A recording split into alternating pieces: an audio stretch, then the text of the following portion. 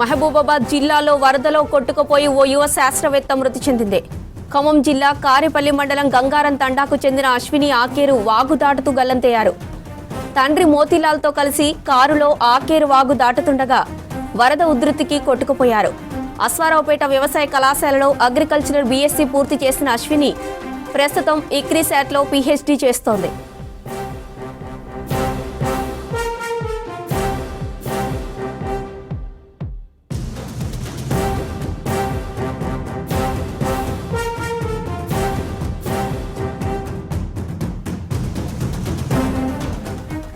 దీనిపై మరింత సమాచారం కృష్ణమోహన్ అందిస్తారు. కృష్ణమోహన్, జిల్లాలో వరదల పరిస్థితి ఎలా ఉంది? అప్డేట్స్ ఏంటి? జ్యోతి, ఉదయం నుంచి కూడా ఎడతెరిపి లేకున్నటువంటి వర్షం, వాగులు వంకలు పొంగిపొర్లాయి, రైలు మార్గాలు క్లోజ్ అయ్యాయి, రోడ్డు మార్గాల్లో కూడా అనేక ప్రాంతాల్లో రహదారులన్నీ కూడా దిగ్బంధంలో ఉన్నాయి, గ్రామాల్లో కూడా జల దిగ్బంధంలో ఉన్నాయి. అయితే ఈ వర్షాలు మాత్రం వరదలు ప్రాణ నష్టాన్ని కూడా సంభవించాయని చెప్పచ్చు. మొత్తం వరంగల్ ఉమ్మడి జిల్లా వ్యాప్తంగా వివిధ ఘటనల్లో చనిపోయారు. అందులో ఒకరు విద్యుత్ షాక్ తోటి చనిపోగా మరో ఇద్దరు ప్రమాదవశాత్తు వాగులో పడిపోయి చనిపోయినటువంటి సంఘటనలు ఉన్నాయి. అయితే అన్నిట్లో కల్లా అత్యంత విషాదకరమైనటువంటి సంఘటన ఒకటి మహబూబాబాద్ జిల్లాలో చోటు చేసుకుందని చెప్పచ్చు. ఆకేరు వాగు ఉధృతికి కారుతో సహా కొట్టుకుపోవడంతో ఒక యువ శాస్త్రవేత్త చనిపోయింది. తండ్రి మోతీలాల్, కూతురు అశ్విని, వీరిద్దరి గురించి కూడా వరదలో రాత్రి చిక్కుకోవడం, ఆ తర్వాత వారి ఫోన్ కాల్ నుంచి ఒకే సమాచారం వచ్చింది, తాము వరదలో చిక్కుకున్నామనే ఒక సమాచారం వచ్చింది. ఆ తర్వాత వారి ఫోన్ స్విచ్ ఆఫ్ అయింది.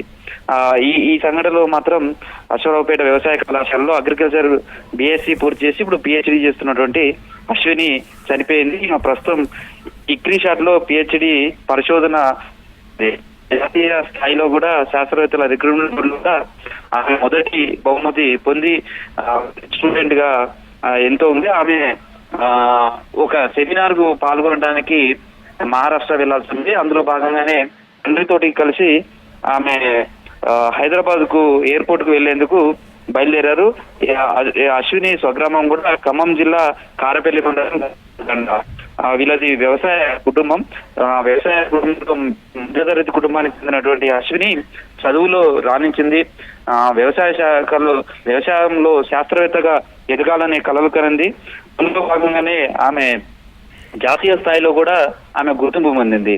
ఈ సెమినార్ కోసం ఆమె బయలుదేరారు. రాత్రి సమయంలో వీళ్ళు తండ్రి మోతీలాల్, అశ్విని ఇద్దరు కలిసి కారులో బయలుదేరారు.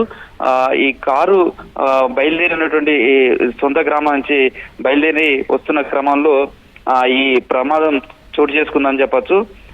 ప్రస్తుతం అయితే ప్రమాదం జరిగిన సమయంలో కూడా ఈ సంఘటనకు సంబంధించి కూడా ప్రస్తుతం వాళ్లకు పురుషోత్తమ మాయగూడెం దగ్గర ఈ ఆకేరు వాగు ఒక్కసారిగా ఉధృతంగా ప్రవహించింది. దీంతో కారు మొత్తం కూడా కొట్టుకుపోయింది. ఇది మరిపేట మండలంలో ఉంటుంది. మరిపేట సమీపంలోనే ఈ ఆకేరు వాగు లో లెవెల్ కల్వర్టు పైనుంచి వెళ్తున్న సమయంలోనే ఒక్కసారిగా వరద ఉధృతి వచ్చింది. ఆ వరద ఉధృతిలో కారు కొట్టుకుపోయింది. అదే సమయంలో అశ్విని కూడా తన కుటుంబ సభ్యులకు ఫోన్ ద్వారా సమాచారం ఇచ్చింది, వరదలలో చిక్కున్నాం, మా కారు వరదలలో కొట్టుకుపోతుంది, నీటిలో తమను రక్షించాలంటూ కూడా వాళ్ళ కుటుంబ సభ్యులకు చివరిసారిగా ఆమె మాట్లాడింది. ఆ తర్వాత కొద్దిసేపటికే కారు పూర్తిగా మునిగిపోవడం, ఆ వరదలో కొట్టుకుపోవడం జరిగింది. దీంతో వాళ్ళిద్దరి సెల్ ఫోన్లు కూడా స్విచ్ ఆఫ్ అయిపోయాయి. అయితే ఉదయం వాళ్ళు పోలీసులకు, ఇతర అధికారులకు సమాచారం అందించారు, కొంత వెతుకులాట చేశారు. అయితే పోలీసులు కానీ అక్కడికి వచ్చినప్పుడు అక్కడ అలాంటి ఆనవాళ్లు కానీ అవన్నీ కూడా ఏం లేవు. కాబట్టి మధ్యాహ్నం వరకు కూడా ఈ ప్రాంతంలో వాళ్ళ కారు మిస్ అయింది అనేది పోలీసులు కూడా నిర్ధారించలేకపోయారు. కానీ మధ్యాహ్నం తర్వాత ఒక్కసారిగా వాగుకు సంబంధించినటువంటి ప్రాంతంలో ఒక కారు బయటికి కనిపిస్తూ ఉండడం, స్థానికులు మరోసారి పోలీసులను కూడా చెప్పడం, ఆ తర్వాత పోలీసులు, గజ ఈతగాళ్లు వాళ్ళ స్థానికుల సహకారంతో గాలింపులు చేపట్టారు. చివరికి కారు ఉన్నటువంటి ప్రదేశానికైతే వెళ్ళగలిగారు. ఆ కారులో కేవలం అశ్వినికి సంబంధించినటువంటి డెడ్ బాడీ మాత్రమే దొరికింది. తండ్రి మోతీలాల్కు సంబంధించినటువంటి మృతదేహం ఇంకా దొరకాల్సి ఉంది. ఇప్పుడు అశ్వినికి సంబంధించినటువంటి డెడ్ బాడీని అయితే అత్యంత కష్టంగా ఒక కట్టెకు జాలి కట్టుకుని బయటికి తీసుకురావాల్సినటువంటి డోలే కట్టుకుని మరి బయటికి తీసుకొచ్చారని చెప్పొచ్చు. మోతీలాల్ కోసం సంబంధించి కూడా ఇప్పటికీ రెస్క్యూ టీమ్స్ కావచ్చు, ఇటు రెవెన్యూ, అటు పోలీసు, ఇతర శాఖలకు సంబంధించినటువంటి సిబ్బంది, తర్వాత స్థానిక గ్రామస్తుల సహకారంతో అయితే వెతికే ప్రయత్నం చేస్తున్నారు. ప్రస్తుతం కొంత చీకటి పడుతున్నది. ఇప్పటి వరకు అయితే వాగుకు సంబంధించినటువంటి ఉధృతి కూడా చాలా ఎక్కువగా ఉంది. కారులో ఆమె చిక్కుకుపోవడంతో ఆమె డెడ్ బాడీ ఈజీగా గుర్తించి ఒడ్డుకు చేర్చగలిగారు. కానీ కారులోంచి మోతిలాలకు సంబంధించినటువంటి బయటికి వచ్చినట్టుగా తెలుస్తుంది. ఆ వాగులోంచి బయటికి వచ్చి ప్రాణాలు కాపాడుకునే ప్రయత్నంలోనే ఆయన వాగులో కొట్టుకుపోయి ఉండొచ్చు అనేది కారులోంచి బయటికి రావడం వల్లనే ఇప్పటి వరకు దొరికే పరిస్థితి కూడా కనిపించలేదు. ఆయన డెడ్ బాడీ కోసం అయితే వెతుకుతున్నారు.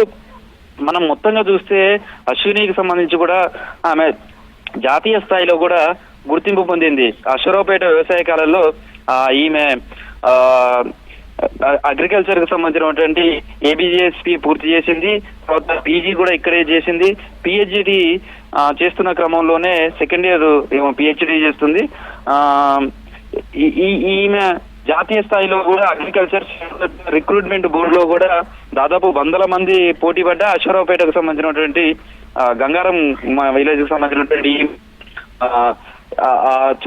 సీటు సంపాదించుకోగలిగింది. అయితే ప్రస్తుతం అశ్విని స్వగ్రామం అయినటువంటి ఖమ్మం జిల్లా కాకపల్లి మండలం గంగారం తండలో అయితే విషాదం నెలకొందని చెప్పొచ్చు. ఎందుకంటే అశ్విని వ్యవసాయ కుటుంబంలో అతి పేద మధ్యతరగతి కుటుంబానికి సంబంధించిన అశ్విని శాస్త్రవేత్తగా ఎదగాలనుకుంది. సరస్వతి కటాక్షం ఆమెకు ఉంది. అందుకనే ఇటు చదువులలో రాణించింది, జాతీయ స్థాయిలో గుర్తింపు పొందింది. ఒక శాస్త్రవేత్తగా ఎదగాలని కలలు కన్నది. కానీ ఆకేరు వాగు ఆ కళలన్నింటినీ కూడా కబలించిందని చెప్పొచ్చు. ప్రస్తుతం అశ్విని డెడ్ బాడీ దొరకడంతో వాళ్ళ కుటుంబ సభ్యులు కూడా అక్కడికి చేరుకున్నారు. ఆమె డెడ్ బాడీ చూసి రోదనతోటైతే ఆ ప్రాంతం అంతా మారుమవుతుంది.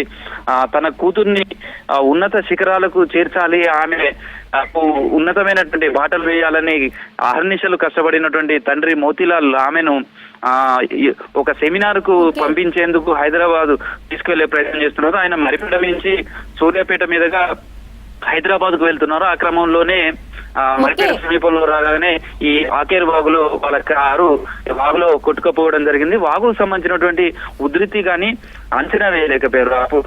అంచనా వేయలేకపోవడమే కొద్దిగా ముందుకు వెళ్ళటం, ఒక్కసారిగా భారీగా ప్రవాహం రావడంతో కారు అదుపు తప్పి ఆ ప్రవాహంలో కొట్టుకుపోయింది. ప్రస్తుతం అయితే మోతీలాలకు సంబంధించినటువంటి డెడ్ బాడీ కోసం కూడా ఇంకా గాలింపులు జరుగుతున్నాయి. ప్రస్తుతం ఆ ప్రాంతం అంతా కూడా విషాదం నెలకొంది. వాళ్ళ కుటుంబ సభ్యులు వాళ్ళంతా కూడా చేరుకున్నారు. తండ్రి కూతురు అనుబంధం చాలా గొప్పది. ఆ అమ్మాయి కోసం తండ్రి చాలా కష్టపడ్డాడు. ఆమెను చదువులో రాణింపజేయడానికి కావచ్చు, ఆమె కోరుకున్నటువంటి కాలేజీలలో చదివించడం కావచ్చు, అన్నిట్లో అండగా నిలబడ్డాడు. అదే క్రమంలో మరింత ఉన్నత శిఖరాలు తీసుకువెళ్లాలనే క్రమంలోనే ఆమెను హైదరాబాద్ ఎయిర్పోర్ట్ కు తీసుకువెళ్లాల్సిండే. ఎయిర్పోర్ట్ నుంచి అక్కడి నుంచి సెండ్ ఆఫ్ చేయాలని వెళ్లారు. కానీ ఇద్దరు కూడా తండ్రి కూతురు ఇద్దరు మృత్యుబాధ పడ్డట్టుగా చెప్పుకోగలుగుతున్నారు. ఎందుకంటే ఇప్పటికే కూతురుకు సంబంధించిన డెడ్ బాడీ దొరికింది.